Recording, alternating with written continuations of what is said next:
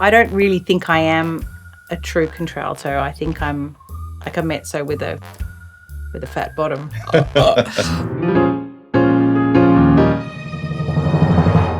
Hi, I'm Scott. You're watching Inside Musicals, the channel for all things musical theatre. This is part 2 of my chat with Dimity Shepherd, operatic mezzo-soprano, and here we look at warming up the voice, maintaining the voice, preparing for roles, and even casting in opera. So please show Dimity some love in the comments, and you can follow her on Instagram at Dimity J Shepherd. How do you warm up before a show? What's your ideal or go-to warm-up? Is there a go-to warm-up? Yes, I do a lot of what I call puffy cheek woo, which is, it's very similar to like straw technique, which lots of people use. So I sort of go, ooh, ooh.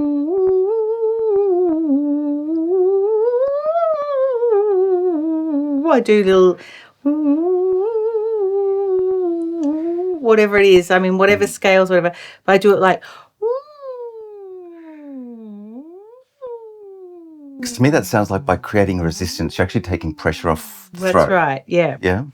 So I'll do a whole lot of that sort of, it's almost like it's close to humming, Yeah. but once I feel like my voice is running and moving and I'm going up and down scales, then I also move into doing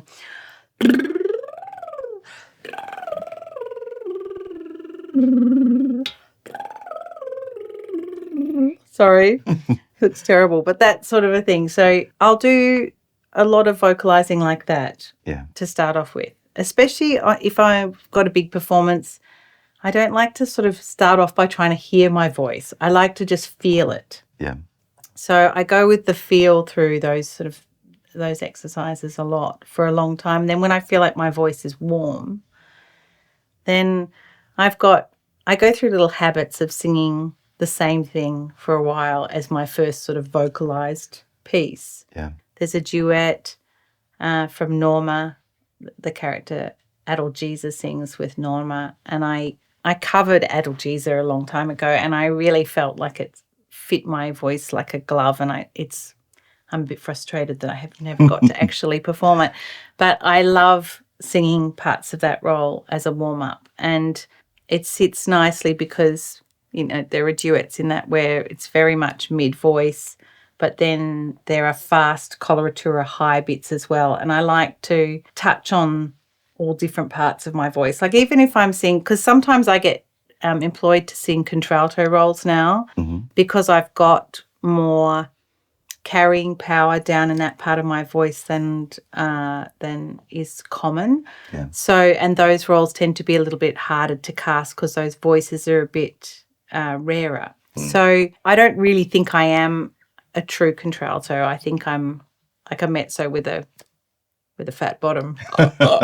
But I do get cast in that repertoire, and my voice actually gets a bit tired when I do those roles because I'm sitting sort of artificially a bit lower than is the dream part of my voice to sit in. So I will still, you know, do some florid singing that touches on a top C as I'm warming up. Just apart from anything else, says to me, we've still got all that. It's not going away, and I also want to keep my hand into that stuff so that then when I get cast in something where I suddenly have to sing high, I'm still comfortable doing that. So then I'll sing a bit of something like Adalgisa is what it is at the moment, and then I'll go into touching on bits of the role that I find tricky of whatever I'm needing to perform. So usually if I'm warming up for a particular performance, I want to think about what are the difficult corners of it. I also think about pacing myself, knowing what the traps are with the bits that tire me. So for stamina, so that I think, okay, I know you want to sing it like this, but you can only afford to sing it like that because you've got to do that afterwards. You know, that sort of planning in my brain. I warm my body up as well. When I'm starting off, I warm my body up. That's really important. I did some yoga today, but I don't do yoga all the time now. But there have been periods in my life where I've done a lot of yoga, and that's changed me as a performer a lot. And I feel like that way of breathing and thinking into my body is something that I definitely try and get in touch with as I'm warming up as well, just to try and be a bit more centered. I mean, I can be quite highly strung and anxious as a person.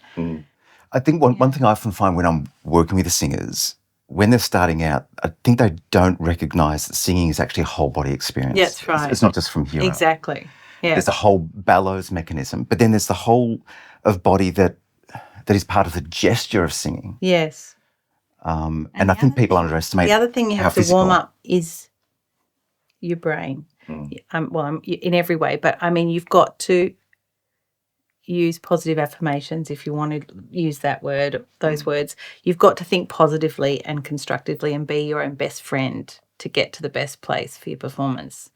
And that's really important. And that's particularly in the lead role, there's a lot of expectation. Oh my goodness. And that's an ongoing project for all of us, I think, and something that I've got much better at, and I can be fantastic with my mental prep like that. But sometimes, I still it's not perfect. I have my wobbly days, One of the things I love about being a performer actually is it makes me be mentally healthy like that, because I think, you're a bit at sea in yourself about that, aren't you? How long have you got to get to the place where you're not? Oh, you've got 4 weeks. Okay, let's start working on that now. What do I need to work on? How do I need to speak to myself about what's coming, so that when I arrive there, I'm going to execute that well, And that stuff is so important. Oh my goodness. Yeah. I think there's a good understanding about that now with young performers and things, and I don't think we got enough of that when we were. Yeah, I think unless you are kind of centered and focused and in a place to be receptive to the performance, it's very hard to go to the places that performance needs, I think. That's right. Yeah.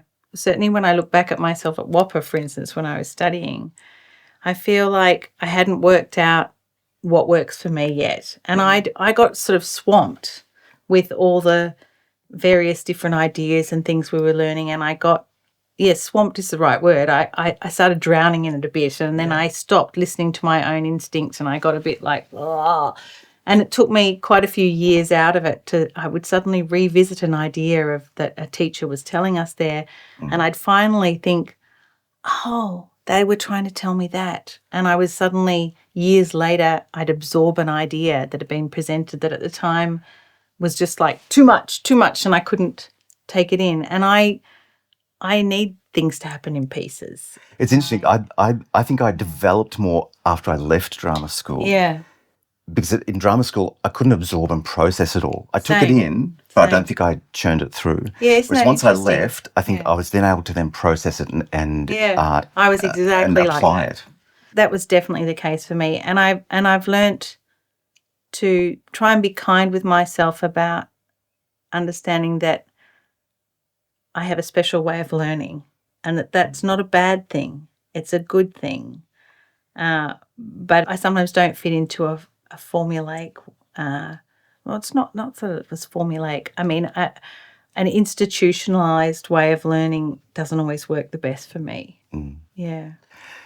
So how else do you maintain your voice between gigs? Are there other things that you're aware that you do every day or regularly, or some way to keep checking in with? Yeah, so like right now I don't have a huge amount of work, which is hard. Those times are hard. And coming here and talking about, the process of being a performer and things when, right now I've been doing my second job the last few days, and I don't feel very powerful as a performer right now. So, yes, it's very important to practice. If I don't practice, I lose my way, because I gain strength in the doing, and so if I stop my practice, I'll frankly get depressed too. But also then when you suddenly have to get up and perform, it's too hard, because absolutely singing is, you've got to be like an athlete and keep in training. So what things do you think you do to do that? So what I'm doing right now is I'm learning a couple of new things. I think that's really important, to keep learning. So I'm learning a few fantastic arias that I thought, I should have learnt that by now. Let's learn it. So I'm learning that. I'll go and have a few coachings, which costs money that I don't really have, but it's really important, and it will keep me nourished and learning and It's good for the spirit. Well, actually, I'm doing a workshop next week, which is with a whole lot of amazing artists that I really admire. So I'm excited about being in that workshop space. Yeah. But if I hadn't been practicing at all, it would be pretty terrifying going into that space. As it is, it's always it's good terrifying to go into that space. But then my first gig next year is at Federation Square with an orchestra, and I have to get up and sing some really quite epically big, difficult stuff. It's hard when you're not coming off a run of a lot of work to get up and do a big high pressure gig. It was the same for me last year. Actually, I did that same gig last year, and it came after a sort of relatively quiet January, which is what's looking like happening again. And I had a ball doing it. I absolutely loved it. But it took quite a lot of gearing up, both physically and mentally, to get myself to feeling like I can walk out there and feel like a strong, successful singer to deliver pleasure to that audience. From the, getting through the quiet January with my second job And I think to getting to being the diva is a big it's a big journey. And I think people too forget that in addition to preparing for roles, you kind of have to be prepared for an audition to come up. You do. At any time. Yeah. So what do auditions look like in opera? Are you guys kind of doing self-filming these days, or is it more likely to be in person? So I don't do a lot of auditions. Our industry is not enormous, and I am sort of known in the industry now. So I would frankly sometimes like more. Like there was a case in point just recently where they didn't audition for something they needed, where I felt like I would have liked an opportunity to audition for it because I felt like it was right for me, and it just was given to somebody else. So that sort of stuff happens, and that's a little bit frustrating. But for instance, we had a changing of the guard at Opera Australia, of the artistic leadership there, and I had to prepare arias and fly myself up to Sydney and audition in the flesh a couple of times. So you're more frequently auditioning for a specific production, or for, say, the big opera companies, are you auditioning for a season? It's a bit of both, but it's more often you're going to do a general kind of audition where they'll see people and you have to have 5 arias prepared. So you're just putting your best foot forward, and then they'll walk in and they'll choose to hear a couple of them. That sort of thing is what tends to happen more often than for a specific thing. But it does happen sometimes that then they'll say, okay, we're casting this, Dimity's in consideration, and then you suddenly know it's for a particular role and that they're going to probably hear you sing something from that particular role very soon. So then you've got to work on that repertoire. And so what's the balance? Like in musical theatre, at an audition, you might do a vocal audition first, then you might go through the dance stuff, and then you might be given a scene with dialogue. Now, a lot of operas might be through sung, so there's no dialogue. Yeah. Some of them may have some, or it might be more kind of recitative or something. Yeah. So what's the balance between the vocal, the acting, and the appearance, or the right kind of fit for the character? So we would tend to just do singing auditions most of the time, unless it's for something where dancing is particularly required or something, then you might have to do something like that. But if there's new pieces, and often with new operas, we do workshops.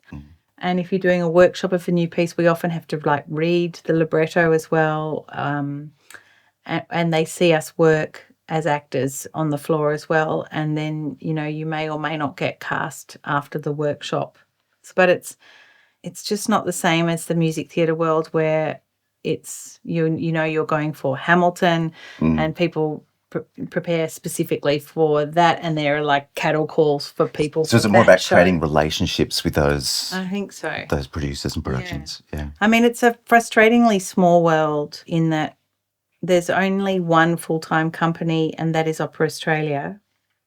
And the other companies are all do a number of productions a year, but they're not running as full-time companies. So in Germany, you can be a fest singer, you can get a job as a soloist that runs all year.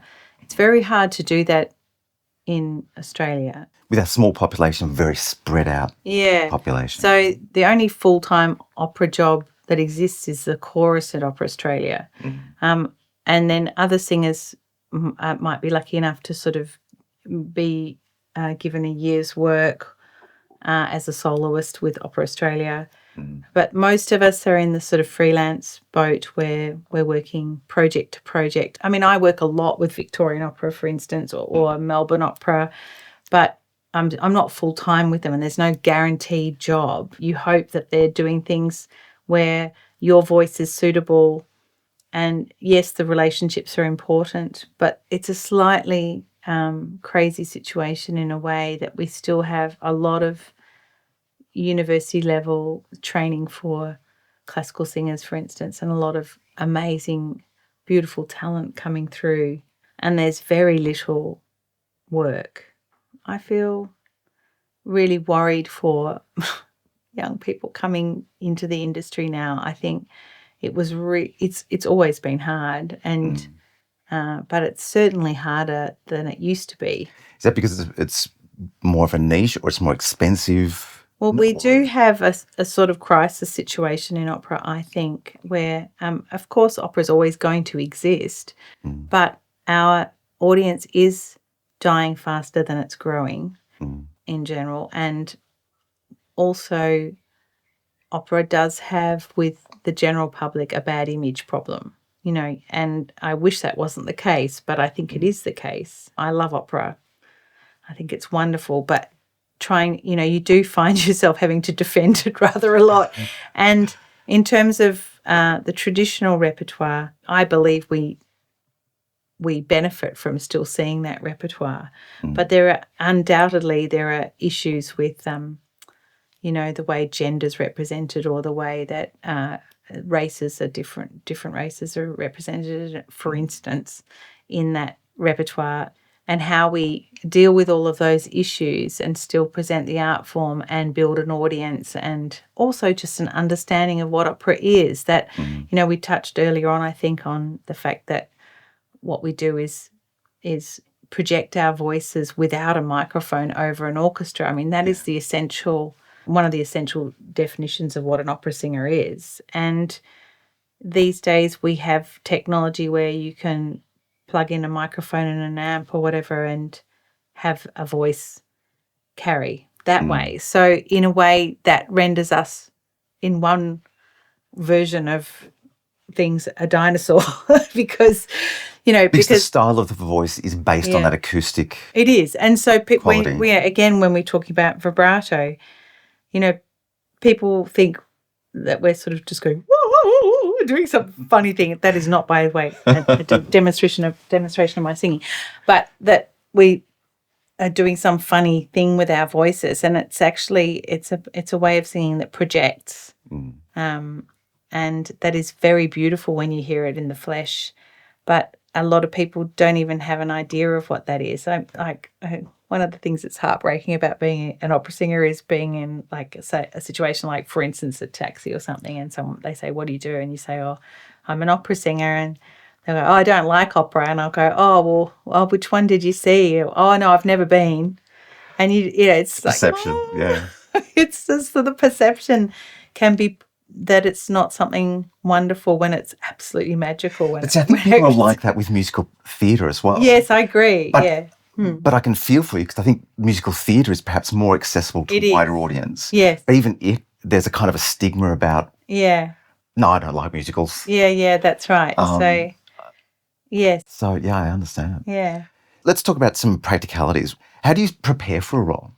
Because there's a lot of elements. I mean, not only is there a lot of music, but there's language as well. And not your own language. And it could be, like, there's the big ones, Italian, French, German, but it could be Russian, Czech. Yeah, all sorts of things, Language study is a huge thing. Do you have to speak the language, or do you just have to understand the shaping of those sounds? Ideally, you would speak it. I don't. So what I do is I speak a bit of Italian and French, and I have a huge understanding of repertoire of words now and things. But basically, you translate your part. You work with a language person who helps you to make sure your pronunciation is great, and you have to understand everything you're singing, and not just the tricky thing is not just what you're singing, but what's being sung at you, because I think a lot of singers translate their own parts and things, but then they're standing on stage in a conversation and someone's singing something else, and then you have to know what the hell is going on, otherwise your acting's going to be awful, and sometimes it is. But one difference between music theatre and opera is that we have to arrive on the first day with the whole part down. I was going to ask that. What does day one look like? So and day and one, how long is a rehearsal period, average rehearsal for? Yeah, we'll say day one, the first thing we do is do a sing through, and everyone has to know their stuff. Yeah, it's terrifying. So there's a lot of personal work. A huge amount of personal. Oh my start. God, often years and years and years of personal work. People, and this is the thing about what's right for your voice type. If you know you're a Violetta, or you want to be a Violetta, someone will start studying that when they're at university or whatever, and they'll work those arias, learn the role, study it with different coaches, keep working on it, and then eventually they get the chance to do it. That first day, not only have they learnt the role, but it's often a whole backlog of dreams behind that, which I suppose can be the same absolutely for music theatre, but we have to know all the whole role for sure. And do you often listen to recordings to either react to them or against them? Are they useful, or are they? They're really useful. Yeah. So I use recordings a lot when I learn now, and that's something that's really different from when we were studying, when you used to have to go and chase down a CD or buy a CD to do it. I mean, the resource of YouTube is just extraordinary now when you're learning something that's unless it's a brand new work, because the first thing I'll do, like with this aria I'm learning at the moment, I will go onto YouTube and I'll listen to different singers singing it every day. So that'll be part of my practice of the aria. Yeah. So you're listening critically, as well as looking for inspiration, perhaps? Sometimes listening helps me make a sound too. So, and that's probably that sort of chameleon in me that, like, sometimes I don't even know how I'm making a sound. I just sort of... But sometimes it's interesting to hear how someone else solves a problem. That's right. And where it feels. You can also watch the singers as well. So sometimes you can see a tension, or you see what they're doing with the mouth to get rid of a tension, or to, loosen something up. You can watch all sorts of things and learn a huge amount watching these incredible professionals singing and listening to them on YouTube. So I will usually, if I'm learning something, I'll try and sing it myself first and go, what does my voice want to do, before I'm listening and getting all those other influences. I see what's happening with me, and then I'll go, oh, God, I'm finding that really hard. And then I know now from listening to lots of recordings of lots of things, I'll think, oh, yes, she's a good model for me. I'll see how she would sound singing this. You've got a repertoire of resource. Yeah, that's right. So I'll think her voice is, a bit like mine in this part of the voice. Let me see how she's sounding singing it. Oh, that's interesting. She's doing that, blah, blah, blah. And then I might think, gee, that person's voice is actually miles bigger than mine, but what does a big voice like that sound like singing it? And then I'll listen to it, and then I'll be like, oh, this is a lighter voice, and so it's all very interesting and informative, and you get a masterclass for just listening to other people. Now, if you found that interesting, look out for part 3, where we delve into the hierarchy of opera, the value of age, how we balance musicality and drama in the voice, and we even ask the question, is opera dead? But for now, thank you so much for watching. I do love you. Now get out there. Be brilliant.